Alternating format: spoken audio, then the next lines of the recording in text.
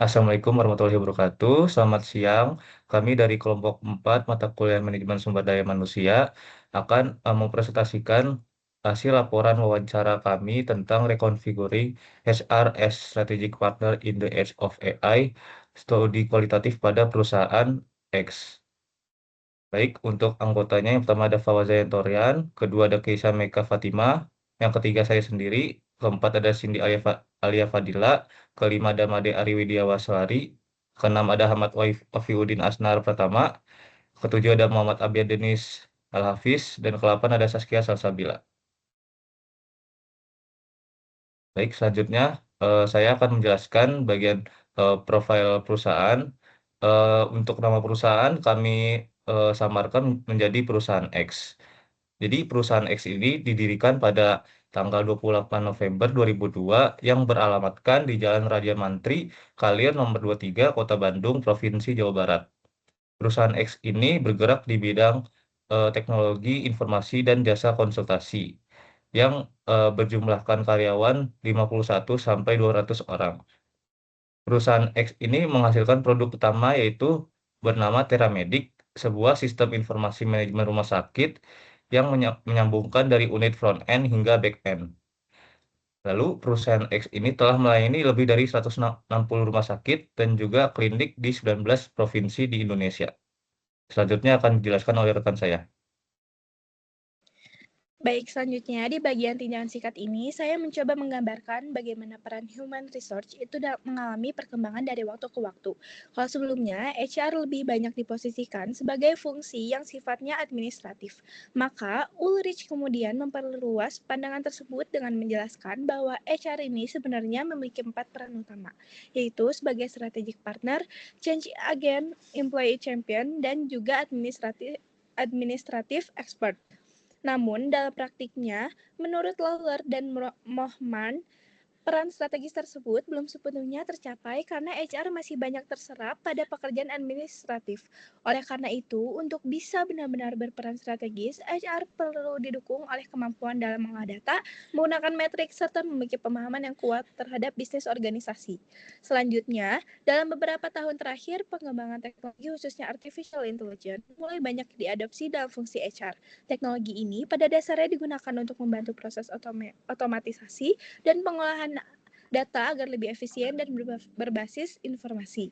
Akan tetapi, menurut Tambe dan kawan-kawan, implementasi AI dalam konteks HR tidak selalu berjalan mulus. Mereka menjelaskan bahwa masih terdapat berbagai tantangan seperti kompleksitas proses HR yang sulit sepenuhnya dimodelkan dengan data, keterbatasan kualitas dan ketersediaan data, serta isu etika, bias algoritma, dan juga resistensi dari karyawan. Sejalan dengan itu, Charwood dan Gwenol juga menekankan bahwa jika tidak dikelola dengan baik, AI justru dapat membawa dampak negatif terhadap kualitas kerja dan organisasi. Dari sisi mekanisme kerja, Kellogg dan kawan-kawan menjelaskan bahwa sistem berbasis algoritma dapat memengaruhi kontrol kerja melalui berbagai cara, seperti proses penilaian kerja, pencatatan aktivitas, hingga pemberian rekomendasi keputusan.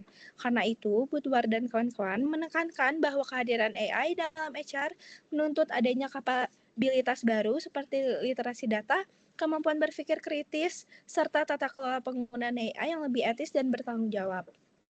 Oke, next.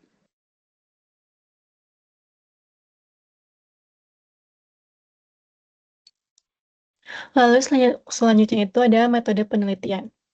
Penelitian ini menggunakan pendekatan kualitatif deskriptif dengan wawancara semi terstruktur untuk memahami perubahan peran HR sebagai strategi partner di era AI.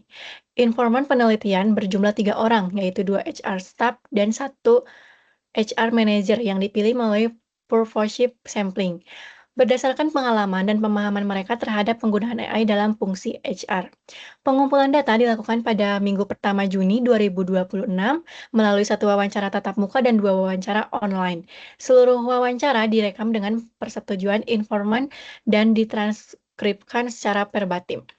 Data kemudian dianalisis menggunakan analisis tematik, mulai dari open coding, kategorisasi, hingga menghasilkan 4 tema utama. Dengan total 13 kutipan yang di-coding, selama penelitian kami juga menerapkan etika penelitian melalui informed consent, menjaga anonimitas informan, dan memastikan data hanya digunakan untuk kepentingan akademik.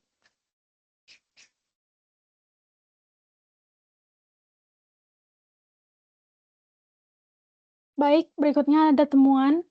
Berdasarkan temuan dari analisis tematik terhadap 13 segmen wawancara dengan 3 orang informan, tema yang paling sering muncul di sini ialah pergeseran tugas operasional ke strategis, yaitu sebesar 30,8%. AI membantu mengotomatisasi pekerjaan rutin sehingga HR memiliki lebih banyak waktu untuk aktivitas bernilai tambah seperti konseling karyawan, pengambilan keputusan, dan lain sebagainya. Selain itu juga muncul peran baru HR sebagai manajemen perubahan dan kolaborator lintas fungsi. Kemudian juga muncul tema kebutuhan kapabilitas baru seperti literasi data serta tantangan terkait privasi data dan resistensi terhadap perubahan teknologi. Next.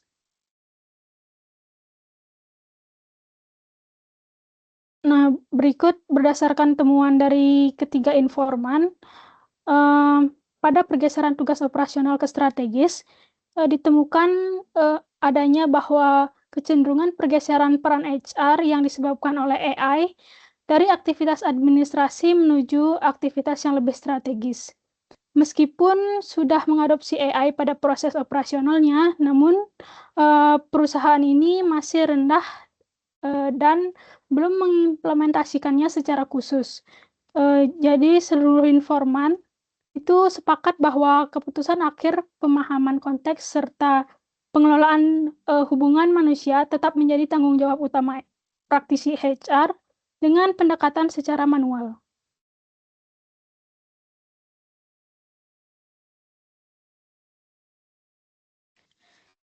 Baik, selanjutnya di sini ada peran baru HR di era AI. Untuk temuan pertama berasal dari informan A. Saat ini perusahaan masih menggunakan platform digital seperti Notion untuk melakukan update pekerjaan antar divisi. Oke, dengan sistem tersebut HR dapat memantau perkembangan setiap divisi secara real time. Artinya, HR ini tidak hanya mengurus karyawan, tetapi juga membantu memastikan komunikasi dan koordinasi antar bagian atau divisi ini berjalan dengan baik.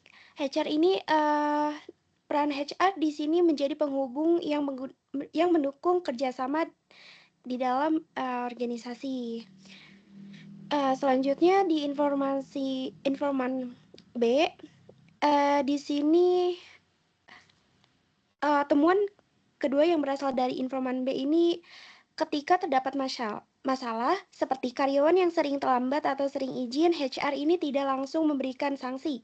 Peran HR di sini akan memanggil karyawan tersebut dan mencari tahu penyebabnya, kemudian berdiskusi dengan atasnya untuk mencari solusi terbaik.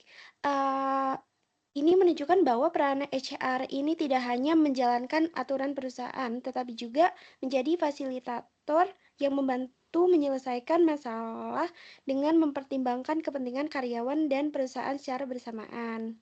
Untuk temuan ketiga ini yang berasal dari informan C, ketika perusahaan ini mulai menerapkan teknologi baru seperti HI atau sistem OKR, HR ini menjadi pihak yang menginisiasi sosialisasi dan memberikan pemahaman kepada karyawan mengenai perubahan tersebut.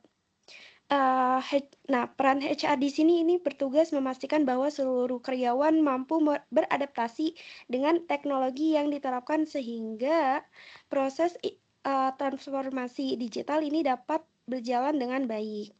Jadi untuk berdasarkan ketiga temuan tersebut dapat disimpulkan bahwa AI ini tidak menggantikan peran HR, tetapi justru memperluas tanggung jawab peran HR. Oke, selanjutnya. Baiklah, kita di sini akan kembali ke kapabilitas baru yang dibutuhkan dari HR itu sendiri.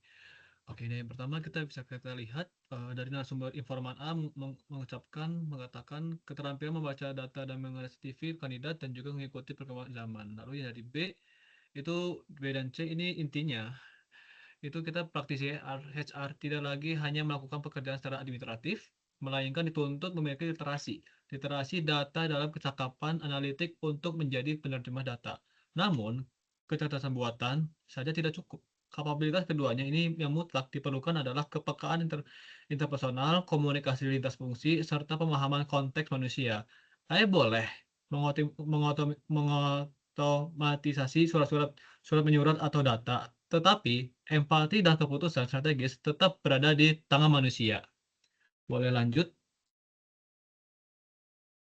Nah, di sini kita ada tantangan dan resiko etis.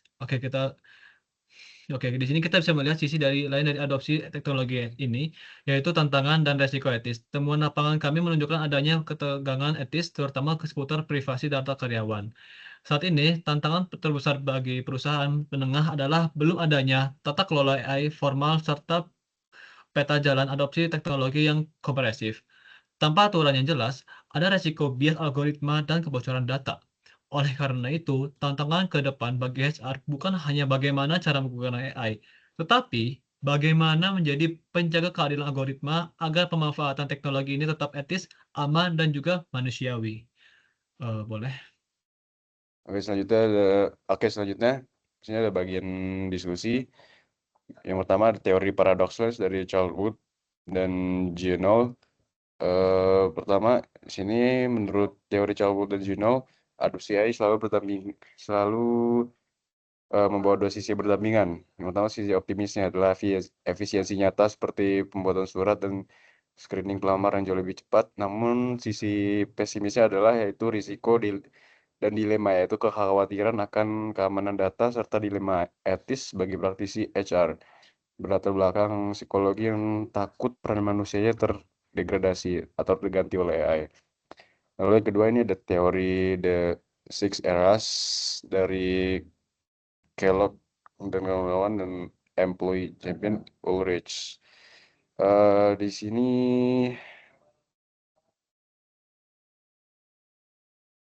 pertama ada kehadiran AI yang mendorong kebutuhan peran baru bagi HR sebagai penerjemah data dan penjaga keadilan algoritma meskipun peran ini belum terinstitusional secara resmi. Lalu yang kedua ada walaupun AI mampu menyajikan data kehadiran secara cepat lewat dashboard, seluruh informan sepakat bahwa pencarian akar masalah, pilihan konteks dan keputusan akhir tetap dilakukan secara manual oleh manusia. Dan yang terakhir, hal ini sejalan dengan konsep Six dari teori Kellogg dan kawan-kawan yang menyatakan bahwa sistem algoritmik membawa konsekuensi kuasa baru sehingga HR harus menjadi penyeimbang agar tidak sekedar menjadi operator pasif. Oke, next.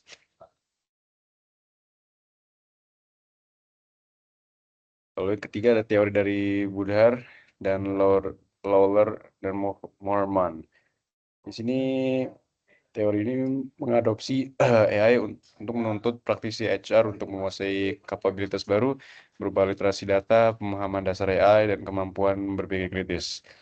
Hal ini mendukung teori mengenai pentingnya kompetensi etis bahwa HR bisa menjadi strategic partner jika mampu membuktikan kontribusinya melalui data dan metrik. Lalu yang kedua adalah kapabilitas digital ini tidak menggantikan kemampuan interpersonal lama. Kompetensi utama seperti komunikasi lintas fungsi, empati, dan pemahaman alur bisnis dan insting humanis tetap mutlak diperlukan. Lalu praktisi HR di era AI dituntut untuk menjadi profesional yang bersifat bilingual, yaitu fasih dalam menerjemahkan bahasa data analitik sekaligus mempertahankan kedalaman bahasa hubungan kemanusiaan. Oke, selanjutnya akan dilanjutkan oleh rekan saya. Oke, baik. Jadi di sini saya akan menjelaskan mengenai kesimpulan dan syaratnya. Untuk penelitian kali ini, penerapan AI di bagian HR perusahaan Teracorp Indonesia itu membantu meningkatkan kecepatan dan kemudahan dalam tugas administratif, sehingga HR bisa memperhatikan lebih banyak hal yang berkaitan dengan strategi perusahaan. Selain itu, AI juga ini mendorong munculnya kebutuhan akan keterampilan seperti kemampuan memahami data dan teknologi, serta memperkuat perhatian terhadap isu etika dan perlindungan data. Namun, peran penting HR tidak muncul sendiri dan tetap butuh dikembangkan serta diatur dengan baik. Untuk implikasi praktiknya, perusahaan harus memperbaiki pelatihan tentang AI dan pemahaman data bagi para praktisi HR. Dibutuhkan kebijakan yang jelas mengenai penggunaan teknologi AI dan perlindungan data, dan AI sebaiknya dipakai sebagai bantuan, bukan menggantikan manusia dalam mengambil keputusan. Selanjutnya, untuk keterbatasan dan riset lanjutannya, yaitu penelitian ini hanya melibatkan 3 orang informan dari sebuah perusahaan, sehingga hasil yang diperoleh belum bisa dijadikan sebagai kesimpulan umum. Untuk penelitian selanjutnya, bisa melibatkan lebih banyak perusahaan dan menggunakan pendekatan kuantitatif dan mengevaluasi pengaruh AI terhadap kemampuan kerja bagian sumber daya manusia secara lebih mendalam. Oke, baik. Itu saja dari kelompok kami. Lebih dan kurangnya mohon dimaafkan. Assalamualaikum warahmatullahi wabarakatuh.